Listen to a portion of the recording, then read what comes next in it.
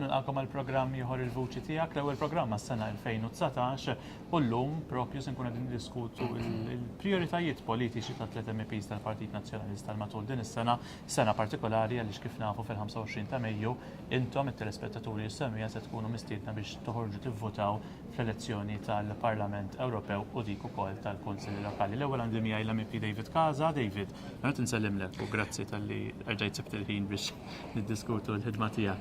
Il-sena 2019 se tkun forsi tajt il-priorità politika tiegħi tajtina f'daw ewwel fil-bidu fl-ewwel 5 xhur ovvjament imbagħad il-ħidma tkompli wara. Però f'dawn 5 xhur fuq se tkun qed tiffoka. Naturalment qatt fadlilna dossiers importanti fil-kumitati illi jiena insegwi. L-għonet jina kif taf tajjeb inti koordinatur fil-Kumitat tal-Qasam tax-xogħol u l-affarijiet soċjali fadlilna hemmhekk madwar 40-50 dossier x'nagħlqu. Jiġifieri dossiers illi jitkellmu fuq il-pensjonijiet, dossier li qed immexxijin pereżempju fuq ix-xogħol tal-prekarjat. Għandna dossier oħra fuq ħaddiema li jaħdmu fuq il-baħar, baħħara u kull min għandu x'jaqsam mal-portijiet, għandna dossiers importanti fuq dawk li jsuqu trakkijiet u dawk li jsuqu l-buses u t-taxis. Toqgħod ngħidu dejjem qed tinbidel il-liġi biex jew drittijiet ġodda daw il-ħaddiema. Biex ikollhom ikunu iktar sejf fuq il-post tax-xogħol, il-kundizzjonijiet, il-pagi, fejn hemm pagi. Ukoll qed nippruvaw insibu mod ta' kif innaqsu il-riski li mhux biss jiffaċċjaw il-ħaddiema imma anke self-employed u hawnhekk ngħatajna l-inkarigu bħala kumitat illa naraw kif nistgħu insibu u nagħmlu dan kollu. Naturalment għandi il-direttiva li dan ix-xahar stess, ġifieri f'Jannar, aħna ser inkunu qegħdin issa nadottaw nivvotaw fuq id-deal li sar mal-gvernijiet li ma kienx biċċa xogħol faċli fl-aħħar. L-ikbar pajjiż li huwa l-Ġermanja ġifieri aċċetta it-talbiet li ressaqtlu jien. Naturalment il-Kummissjoni ilha li aċċettat it-talbiet tagħna. Issa suppost dan ix-xahar tingħalaq id-direttiva billi jittieħed vot fil-plenarja illi jiena nispera li jkun vot b'saħħtu, li jkun vot illi jibgħat messaġġ illi huwa importanti kemm huwa importanti l-familji fl-Ewropa, kemm importanti trobbija ta' tfal fl-Ewropa, kemm importanti wkoll li permezz ta' din id-direttiva ħanejnu lin-nisa jidħlu fid-dinja tax-xogħol u ħanejnu wkoll il dawk li huma waħedhom, dawk li huma morda biex ikollhom min jieħu ħsiebhom meta dawn ikollhom bżonn illi xi ħadd idur bihom. Semmejt li l-fatt li l-Ġermanja l-ikbar pajjiż fl-Ewropa kellu jisma' minn Malti. Ma forsi ngħiduha, forsi tinstema' però kemm ġifieri s-saħħa ta' Malta u aħna s-sitt MEPs meta nitkellmu ġifieri kemm importanti li nkunu influenti fuq Naturalment iva rrid ngħid illi aħna bħala Malta għandna 3 koordinaturi. Jiena koordinatur fil-qasam soċjali, l-iktar li għax issa ħankun għalaqt 5 snin, imma għandek ir-Roberta, l-kollega tiegħi Roberta, li hija f'kumitat, koordinatur f'kumitat importanti ħafna, u għandek ukoll il-Mirjam Dalli minn naħa tal-Partit Laburista li wkoll hija f'kumitat irrid ngħid importanti ħafna dak tal-ambjent. U allura meta tara inti li 3 Maltin minn 6 għandhom din il-kariga importanti ħafna, juri li aħna ninstemaw meta nitkellmu u naħdmu ħafna naturalment. Komitati ieħor li qed insegwi u naturalment it-Tax 3 Committee li huwa importanti għal Malta għaliex aħna nsostnu kontinwament f'dan il-kumitat li f'dak li għandu x'jaqsam it-taxxa kull pajjiż individwali għandu jkollu l-kompetenza u mhux l-Unjoni Ewropea. Imma irrid ngħid li bil-mod ta' kif qiegħed jaġixxi l-Gvern Malti bħalissa sfortunatament jitfa' pressjoni fuqna d-deputati għaliex hemm deputati illi jixtiequ illi jkun hemm armonizzazzjoni tat-taxxa illi kien hemm min xtaq ukoll il-Partit Soċjalista u partiti tax-xelluk illi Malta tkun blacklisted illi aħna bl-eżatt ġifieri il-vot kien ħdimna biex Malta ma titpoġġix fil-blacklist u li kieku ma kienx għal Partit Popolari Ewropew u l-alleati tiegħu dak il-vot konna nitilfuh. Imma Altru milli kontu tradituri ta' Malta, kontu defendejtu l-Malta. Verament, imma issa nibża illi din l-insistenza li l-Prim Ministru irid akkosta kollox iżomm il-Kix Kembri u l-Konrad Mizzi madwaru, din il-pressjoni qed tiżdied u mhux tonqos. Nafu illi anka l-istorja ta' 17 Black għamlitilna ħafna ħsara u da tirriskja l-istorja ta' 17 Black U l-istorja wkoll ta' Megbridge illi għadna ma tkellimna xejn dwar, naturalment qegħdin isiru l-investigazzjonijiet li hemm bżonn isiru, però din l-istorja ta' 17 Blacks issa turu wkoll illi qed tintefa' pressjoni żejda fuq is-settur finanzjarju tagħna meta dan m'għandniex bżonnu. L-istorja ta' Pilatus Bank nafu x'ġara ġifieri nexxielna nagħlqu dak il-bank, irnexxielna nifreżaw il-kont f'Nur Bank bis-saħħa ta' ħidma li aħna għamilna, naturalment dawk huma flus misruqa mill-poplu Malti u Awċi u dawk il-flus iridu jirritornaw lura fil-kaxxa ta' Malta. Naturalment iva fadlinna xogħol x'nagħmlu f'dan il-Kumitat u fil-Parlament Ewropew, fl-istituzzjonijiet kollha Ewropej għax jiena kelli diversi laqgħat ukoll mal-Kummissjoni kif taf tajjeb inti u ma' awtoritajiet Ewropej biex nassiguraw li ma jkunx hemm korruzzjoni f'pajjiżna, biex nassiguraw li l-istituzzjonijiet ta' pajjiżna jintużaw biex jiddefendu l-ċittadin u mhux biex jiddefendu l-klikka li hemm madwar il-Prim Ministru. Irridu niddefendu wkoll il-ġurnalisti kollha Matthew. U allura rridu nkomplu nsostnu li għandu jkun hemm anti-slap legislation, jiena għamilt ħilti kollha u qed nagħmel ħilti kollha issa anka mal-kandidat li hemm fil-Partit Popolari Ewropew għal dawn l-elezzjonijiet li huwa Manfred Weber li huwa l-kap ukoll tal-grupp tagħna, li insistejt miegħu li għandha tkun priorità ġala darba u isir jekk isir naturalment kap tal-Kummissjoni Ewropea. U naturalment għandna dossier soħra illi jkunu ġejjin f'kumitati fejn lajna Roberta u laqas Francis maħna rappreżentati fiha. Naturalment aħna naħdmu f'daqqa bħala tim hawnhekk, Roberta u Francis huma alleati tiegħi u kollegi tiegħi li jiena ħaddimt ħafna magħhom, napprezza x-xogħol kollu l-għamlu flimkien mal-istaff tagħhom u flimkien magħkom Matthew għaliex ma kinux 5 snin faċli, kienu 5 snin diffiċli ħafna għaliex qatt ma rajna l-affarijiet ħżiena illi Malta sfortunatament illum jam ċabsa bihom. U naturalment għandna l-elezzjoni ġenerali tal-Parlament Ewropew ġejja illi jiena qed nagħmel ħilti kollha mhux biss biex niġi elett jien imma biex jiġu nassiguraw 3 deputati għal Partit Nazzjonalista. Kemm importanti, ġifieri meta inti kont delegazzjonijiet bit-2 u delegazzjonijiet bit-3 sa fl-aħħar ftit snin ukoll. X'differenza jagħmel persuna waħda? Importanti ħafna għax inti tista' taqsam ix-xogħol fuq 3. Jiġri kif għadlek aħna għandna kumitati li ma nistgħux insegwu 3. Għandna l-Kumitat tal-Agrikoltura ma jsegwi ħadd. Il-Kumitat tas-Sajt fortunatament ma jsegwi ħadd. Allura meta konna bżewġ deputati, b'3 deputati nistgħu naqsmu dak ix-xogħol u naraw li kemm jista' jkun maħniex il-Ġermanja u l-Italja, ġifieri bejn 6 naqsmu kollox.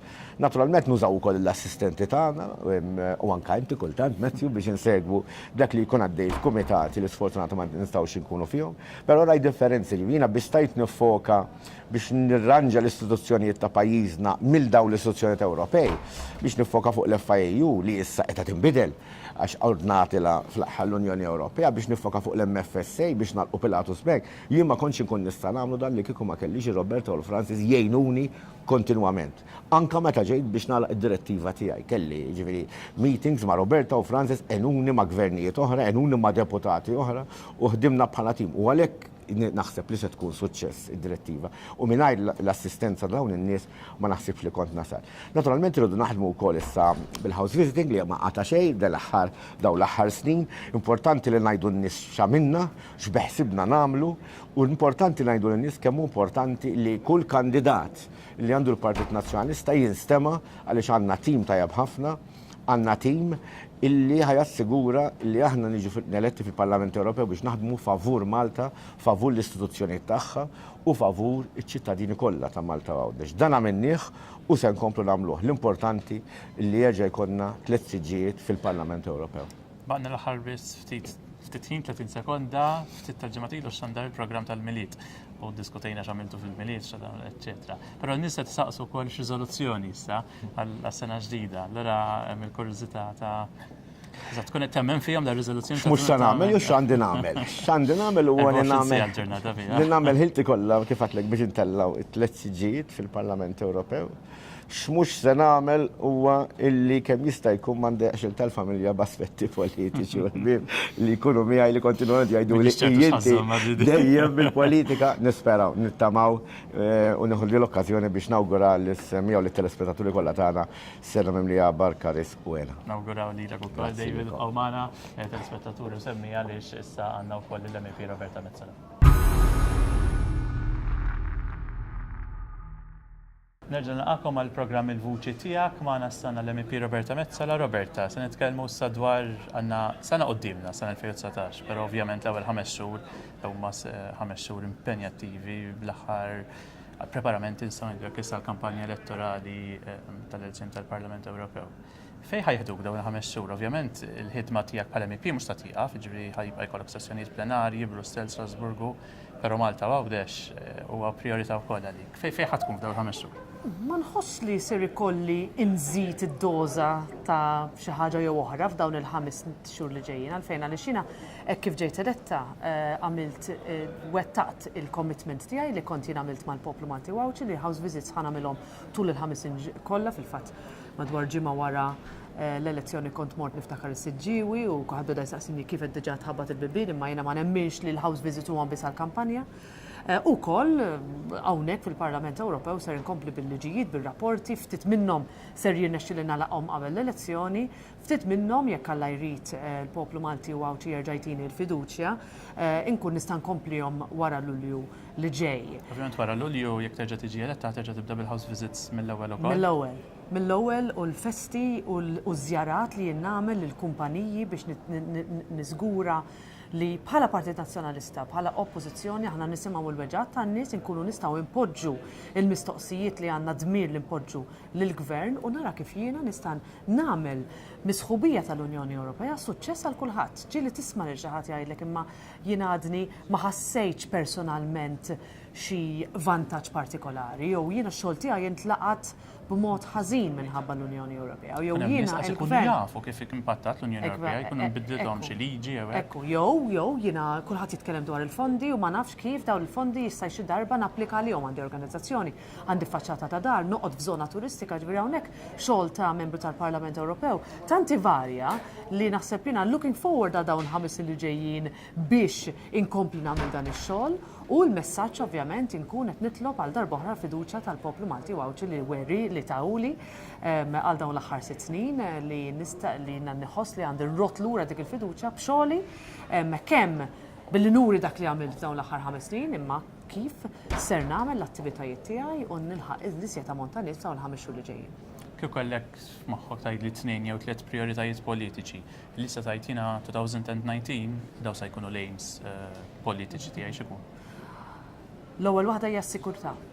Priorità u tħassib tal-Maltin u l-Awċin, is-sigurtà tiffiċerja tista' tgħid fil-quċċata ta' dawk it-tħassib. U allura jiena għandi f'idejja liġi li biha ser inkun qed naħdem biex il-frontieri esterni tal-Unjoni Ewropea ikunu iżjed siguri. Ma sigurtà mhux biss fuq livell Ewropew, anki fuq livell ta' sigurtà nazzjonali, niltaqa' ma' ħafna anzjani li jibżgħu jorqdu weħedhom fid-djar. Niltaqa' il-frontieri tagħna l-bib ta' barra u twieqi. Ekku, fil-fatt ukoll tara li xi persuni jgħidu li isma' jien għandi t-tifla li rrid imur niġborha minn fuq l-istage għaliex ma nħallix timxi weħda fid-dar, lejn id-dar. Jiena dawn huma kollha affarijiet li joqtuni ħafna u rridu wkoll għalhekk il-Partit Nazzjonalista jagħmel pressure ukoll biex ikun hemm pereżempju iżjed preżenza ta' pulizija f'postijiet fejn itħassib dwar is-sigurtà huwa ikbar. Ġifier din hija l-ewwel prijorità tiegħi. It-tieni prijorità huwa ix-xogħol.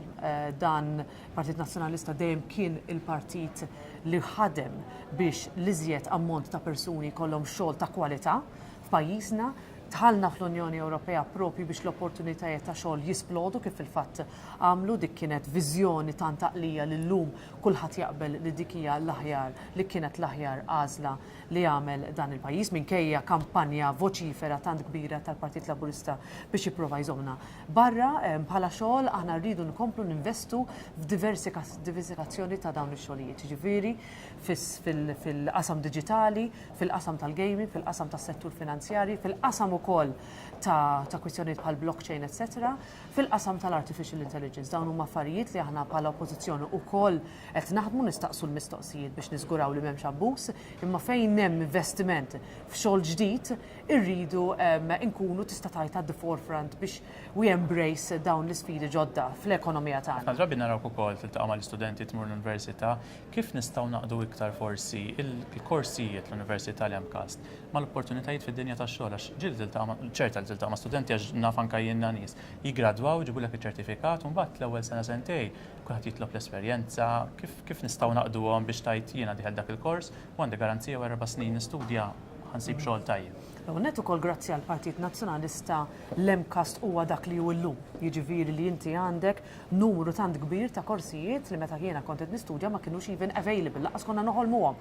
U grazzi wkoll għall viżjoni tal-Partit Nazzjonalista li ra kif iż-żgħażagħ tagħna jistgħu jimirħu f'oqsma differenti. Ma da żgur l-ekonomija u s-settur ekonomiku tagħna dejjem jikber u dejjem ikun differenti, ġifieri b'diversifikazzjoni kbira fix-xogħlijiet ta' dawk li jagħmlu żgħażagħ tagħna. Ikun żball jekk inkomplu ninvestu biss fil-korsijiet tradizzjonali. Imma fl-istess ħin irridu noffru iżjed training, ġifieri kif qatt inti meta xi ħadd jiggradwa mingħajr ma qatt kellu esperjenza ta' xogħol fil-prattika, allura inti tħossok ftit mitluf meta tiggradwa u f'ċerti korsijiet dik hija problema ikbar minn oħra. U allura pereżempju jiena dejjem nagħti l-opportunità lill-istudenti tal-istudji Ewropej nagħmel kompetizzjonijiet tramite l-Kunsill Studenti Universitarja, il-KNZ, Kunsill Nazzjonali taż-Żgħażagħ, manki l-SDM li hija l-organizzazzjoni li hija tista' tgħid minn fejn ħrixtien ta' Demokristjani Maltin u jiena nipprova nagħti l-iżjed opportunitajiet li żgħażagħ biex jiġu jaħdmu li jagħmlu ġimgħa mija jarfu kif jagħmel kif tista' taħdem fl-Università u fil-Parlament Ewropew. L-aħħar ħaġa hija Għawdex, nixtieq nagħmel referenza speċifika jiena mur Għawdex kull ġimgħa għadni kif taħt uffiċċju hemmhekk u jiena nara il-bżonnijiet li għandhom l-Awċin. L-Awċin mhux biss tista' titkellem differenti. L-ewwel nett l-aċċessibilità, irridu nitkellmu wkoll dwar il-fatt li r-raba ferjadu ma qatt m'għandniex li l-ħinijiet is-sija twal ta' dewmien fiċ-ċirkewwa huma problema kbira anke fl-imġar biex in-nies biex l-istudenti, teachers, dawk li jaħdmu mal-gvern jaqsmu. In-nuqqas ta' infrastruttura. Aħna nixtiequ li jkollna kumpaniji li imorru dritt Għawdex biex jinvestu hemmhekk u mhux l-ewwel jiġu Malta mbagħad bħala afterthought niftħu branch żgħir. Nixtieq ukoll li nagħtu aċċess dirett għat-turisti li jmorru jqattaw iżjed ammont ikbar ta' ħin f'Għawdex. U l-aħħar ħaġa wkoll affarijiet ta' infrastruttura fejn pereżempju l-breakwater ta' Marsalforn għadna wilna nitkellmu dwarhom mingħajr il-breakwater li dan il-gvern dejjem qisu jipprova jwiegħed u mbagħad ma jagħmel xejn, inti għandek komunità ekonomika sħiħa li fix-xitwa ma tistax topera, sempliċement għaliex dan il-gvern ilu jittrattieni milli jagħmel xi ħaġa li hija essenzjali għal għajxin ta' dik il-komunità. Dawn huma affarijiet żgħar, mhumiex affarijiet kbar in the grand scheme of things, imma sfortunatament dan il-gvern għadu ma deliverjax u aħna bħala Partit Nazzjonalista ser inkomplu naħdmu fl-interessi tal-Maltin u l-Awċin u għall-Awċin bil-kwistjonijiet speċifiċi tagħhom. L-aħħar mistoqsija 2019 sena ġdida kulħadd issa jibda jagħmel ir-riżoluzzjoni tiegħu.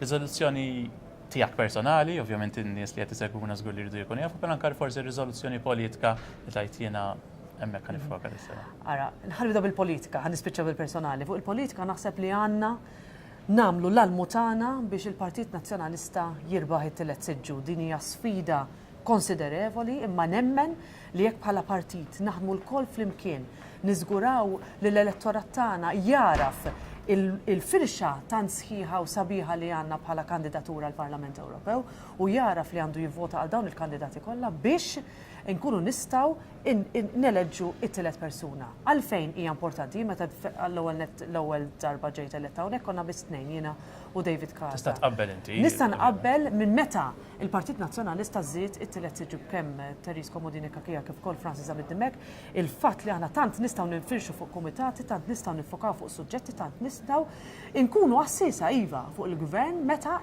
naraw li qed jirfes fuq id-drittijiet tal-Maltin u l-Awċin. Bħala riżoluzzjoni personali jiena nħobb insajjar ħafna, nħobb insajjar mat-tfal. Insajjar u tikol, jew taf insajjar niekol kollox nesperimenta riċetti differenti, nixtieq ikun il-ħin li nara iżjed pereżempju dokumentarji dwar l-ikel, jiena tista' tgħid nagħmel ħafna esperimenti fl-ikel imma wkoll mbagħad inħobb l-ikel tradizzjonali Malti li nagħmlu kull ġimgħa, nixtieq li nsib iżjed ħin. Mhux ħatkun faċli imma sar nagħmel l-almu tiegħi. Nawguralek. Grazzi ħafna Roberta tal-li kont magħna u magħna lix wara l-MP. Roberta Mezzola se jkollna l-MP Żamid-Dimek fejn miegħu se nitkellmu wkoll dwar is-sena 2019 ibqgħu magħna.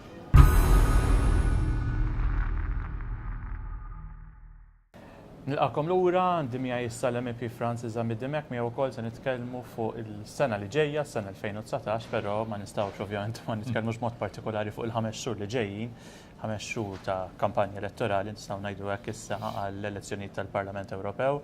Allura l-ewwel mistoqsija hija forsi kieku kellek tagħżel fuq xi ħadd tkun il-prijorità tiegħek. Inti issa ilek sena u ftit iktar fil-Parlament Ewropew taħdem fuq diversi temi. Però issa fl-aħħar ftit xhur man-nies fuq xi iktar li ħadd tispjegalhom tikkomunika. Jiena bla dubju għalija l-priorità tkun preċiżament li nagħmel dejjem aktar u aktar kuntatt man-nies. Jiena ħafna nies isaqsuni meta jarawni Malta mela inti ġejt lura. Fil-verità jiena mmur lura kull tmiem il-ġimgħa, kull weekend. U meta taħdimha kif huwa x-xogħol tagħna fil-Parlament Ewropew, nistgħu verament ngħidu b'mod ġenerali li l-ġimgħa tinqasam eżatt fin-nofs għaliex għax aħna normalment insifru tnejn wara l-ofsinhar u ħafna drabi niżlu lura l-ħamis fil-għaxija. Mela inti Malta jkollok il-ġimgħa, jkollok is-sibt, jkollok il-ħadd u tnejn filgħodu. 3 tim u nofs Malta. Però ma jkunx weekend ta' mistrieħ Malta. Le ma jkun assolutament xejn ta' mistrieħ, ikun ħafna home visits, ikun blaqat ma' kostituenti, ikun anki li jinżomm fil-każ tiegħi u anki l-kollegi tiegħi li mmorru għawdex u nagħmlu anki laqat hemmhekk l-attivitajiet politiċi tal-partit u li tieħu sehem fihom ukoll. Jiġifieri 3 tim u nofs ta' Malta u għawdex huma impenjati ħafna. U mbagħad 3 tim u nofs oħra huma Brussell jew Strasburgu. Dak huwa normalment kif titqassam. U interessanti li aħna fjum il-miliet, apparti li wieħed jagħti jarġa' mill-ġdid l-awguri tal-miliet, u hija wkoll il-ġurnata fejn ngħidu fadal eżatt 5 xhur għad-data tal-elezzjoni tal-Parlament. Meta tixxandar tal-programm ftit inqas nistgħu.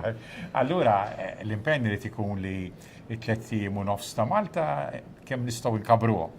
L-aħħar xahar ikonna wkoll iktar ċans għaliex ma jkunx hemm sessjonijiet bej wieħed u ieħor nofs April u l-aħħar ta' Mejju, allura hemmhekk imbagħad wieħed ikun kontinwament f'kampanja elettorali, imma li wieħed iżid iva din id-doża fejn inħabtu fuq id-djar, fuq il-bibien tad-djar tan-nies. Għaliex m'hemm xejn nisbaħ fil-ħajja politika u dina inni nafa anki mill-esperjenza tiegħi politika fil-livell anki nazzjonali f'Malta. Inti tagħmel laqgħat, tieħu sehem fi programmi tar-radju, tat-televiżjoni bħal dan u l-programm, tikteb fil-gazzetti, tagħmel diskorsi politiċi, da kollu importanti.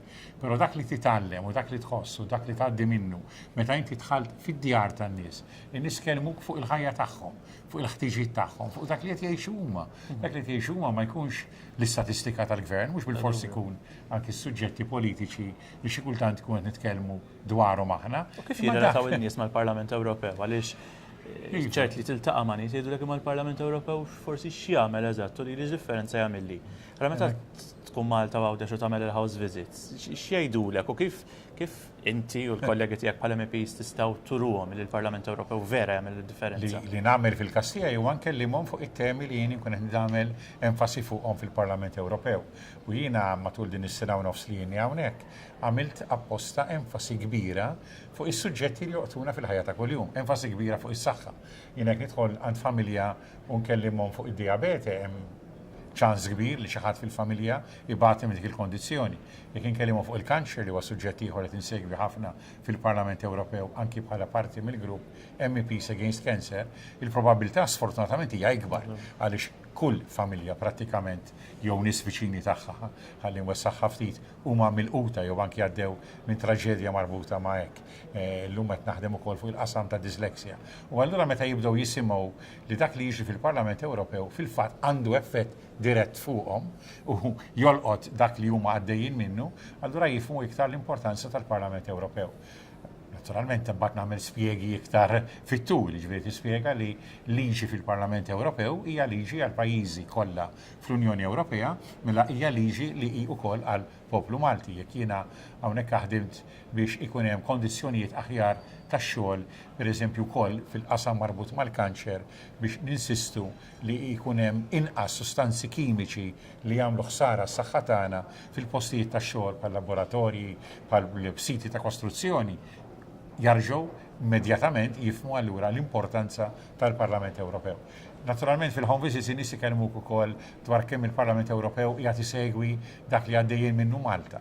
U narġa' ukoll infakkar il-Parlament Ewropew hija l-istituzzjoni l-iktar demokratika mill-istituzzjonijiet tal-Ewropa kollha mhuwiex il-Kunsill tal-Ewropa li huma tiġu eletti dirett minn aħna niġu eletti dirett mill-poplu Malti u l-poplu Malti huwa importanti ħafna ikunu x'ikunu l-femiet tiegħu fil-livell politiku u anke fil-livell ta' kandidati individwali, imma jiena ngħid kull persuna għandu dan id-dritt kbir li jgħid jiena rrid lil dik il-persuna, jew dik il-persuna l-oħra. U anke s-sistema tagħna li tivvota mill-wan u tibqa' sejjer sal-aħħar numru għall-menu għall-lista tal-partit li inti tkun temmen fih. Daw importanti ħafna li inti tuża dak id-dritt li tkun rappreżentat. Dan huwa il-proċess tal-Parlament Ewropew u irrid ngħid għas-sitwazzjoni anki f'Malta li Alla ħares ma kienx il-Parlament Ewropew li għamel enfasi kbira fuq suġġetti li nafu li jorqtuna bħal libertà tal-espressjoni, li rridu nħarsu iktar passaltna tad-dritt u dawn huma suġġetti li wkoll iva nitkellem dwarhom fil-home visits, nitkellem jekk ikun hemm familja fejn hemm iż-żgħażagħ fuq l-opportunitajiet iż-żgħażagħ, il-programm Erasmus, il-programm li jistgħu jipparteċipaw bih u jsifru f'pajjiżi oħra. Dawn naħduhom anke for granted għax istajna 14-il sena fl-Unjoni Ewropea. Allura forsi żgħażagħ tal-lum tibda tgħid hija l-Erasmus hija xi ħaġa normali, ma ftit ta' snin Jiena riċentement kont attività fejn niddiskuti l-Parlament Ewropew u l-importanza tal-Parlament Ewropew fejn kien hemm grupp ukoll ta' żgħażagħ preżenti u s-suġġett ġi rigward il-Brexit u x-xewqa li jkun hemm jew ma jkunx hemm it-tieni referendum. Għattilhom dak li fil-fatt jirriżulta li ġara fir-Renju Unit fl-Ingilterra. Kieku iż-żgħażagħ fl-ewwel opportunità ivvutaw iktar beħġarhom, kieku mhumiex illum fl-Ingilterra qed jgħidu min jaf jekk ikun hemm ċans ieħor biex dik id-deċiżjoni nirrevedуha. Mela hawn tara l-importanza li meta għandek vot tużaħ skont l-opinjoni tiegħek, imma tużaħ għax dak huwa dritt tiegħek. U fil-5 xhur li ġejjin bla ebda dubju jien u l-kollegi anki tiegħi hawnhekk ser inkunu qed inħabtu iktar fuq il-bibien, qed nagħmlu iktar laqat u qed ninfasizzaw dwar kemm hu importanti mbagħad anki fil-livell politiku tal-Partit Nazzjonalista li aħna nibqgħu u dana nistgħu nagħmluh hija biss kwistjoni li n-nies kollha li normalment joħorġu jivvutaw fil-25 ta' Mejju li r-rappreżentanza tagħna hawnhekk tibqa' fil-livell ta' 3 rappreżentanti li hu kruċjali wkoll biex nikkoordinaw aħjar kif tkellimna fi programm riċenti il-ħidma tagħna ġew minħabba n-numru kbir ta' kumitati li hawn. Dubju. Wasalna fl-aħħar ta' din l-intervista diskussjoni għażira. Ma sax ma saqsikx bħalissa ħafna nies jibdew jagħmlu riżoluzzjonijiet u jgħid jiena fil-sena ġdida nixtieq min jitkellem fuq l-ikel u min jitkellem forsi fuq exercises. Inti kemm fuq livell politiku forsi għandek xi riżoluzzjoni li tajt jiena l-2019 nixtieq nifoka fuq di. U n-nies isaqsu wkoll jridu jafu fuq livell personali. Jina, fil-livell politiku naħseb diġa ċennajt ħafna u xek, ġviri blebda dubju sen kabbar kem nista l-kuntat man nies, inkun anki fl-offiċċju tiegħi li jien għamilt fil-Mostra, immur iktar Għawdex, meta mmur Għawdex għalija hija dejjem esperjenza mill-isbaħ, ġviri kemm bħala post imma anki mill-lat politiku u dan ser insaħħu ħafna u li nagħti kemm nista il-ħin kollu, xi kultant anki iktar mill-ħin kollu li jien għandi għal dak l-iskop. Problema li 24 sija fiha ġurnata fiha 24 sija, xi kultant titkompli tnaqqas mill-ħin li tista' tipprova torqod. Huma hemmx tagħmel imma l-importanti li dik il-ħidma saħħuha ħafna. Fil-livell personali iva jiena matul is-sena li għaddiet komplejt dak li kont qed nagħmel is-sena ta' qabel però f'livell akbar, jiġifieri li mmur nimxi ħafna, meta tmur timxi hija esperjenza ta' saħħa inkredibbli. L-ewwel tħossok waħdek min ikun miegħek imma ġifieri ngħid man-natura aktar viċin u mal-sabiħ tal-pajjeżaġġ Malti, dak li fadlilna ħafna, nispera ma jkunx rovinat kollu kemm hu biex niftehmu. Irrid ukoll li meta nagħmlu din il-ħidma naturalment inti tkun qed tħoss il-livell tas-saħħa tiegħek aħjar, tkun qed tonqos xi ftit mill-pis jiena diġà inqast, irrid li sena dieħla nonqos iżjed, nagħmel iktar mela mixjiet fit-tul, livell ta' trekking, nawgura li nieħu sehem f'dawn il-maratoni li jsiru u biex nerġa' naraq fuq tema Ewropea u tema politika, aħna qed nenfasizzaw ħafna anke permezz tal-Partit Popolari Ewropew li l-Ewropa tkun iktar ambizzjuża u jien hekk irrid. L-Ewropa iktar ambizzjuża fil-ġlida kontra l-kanċer, l-Ewropa iktar ambizzjuża biex tagħti iktar opportunitajiet liż-żgħażagħ, l-Ewropa iktar ambizzjuża biex nagħmlu viżjoni dejjem iktar wiesa u opportunitajiet ġodda fuq it-teknoloġija l-ġdida, fuq l-edukazzjoni. U dik l-ambizzjoni tal-Ewropa trid tkun l-ambizzjoni ta' kull wieħed u waħda minnha. Għax din hija l-Ewropa li hi verament darna u li aħna allura rridu niddiriġu fejn irridu mmorru din id-deċiżjoni storika li konna ħadna però li tibqa' importanti ħafna lina. Grazzi ħafna Francis, nawguralek kemm fuq livell politiku f'dawn il-5 xhur li ġejjin, però anke kif qed fuq livell personali fil-riżoluzzjoni tiegħek personali. Aħna ġejna fit-tmiem dan il-programm, l-ewwel programm mas-sena l-ġdida, s-sena 2019, aħna din is-sena nibqgħu magħkom kull ġimgħa bl-aħħar aġġornamenti u aħbarijiet hawnhekk mill-Parlament Ewropew fi Brussell u Strasburgu, kif ukoll diskussjonijiet u intervisti ma' 3 MPs tal-Partit Nazzjonalista. Sal-ġimgħa d-dieħla nsemmilkom.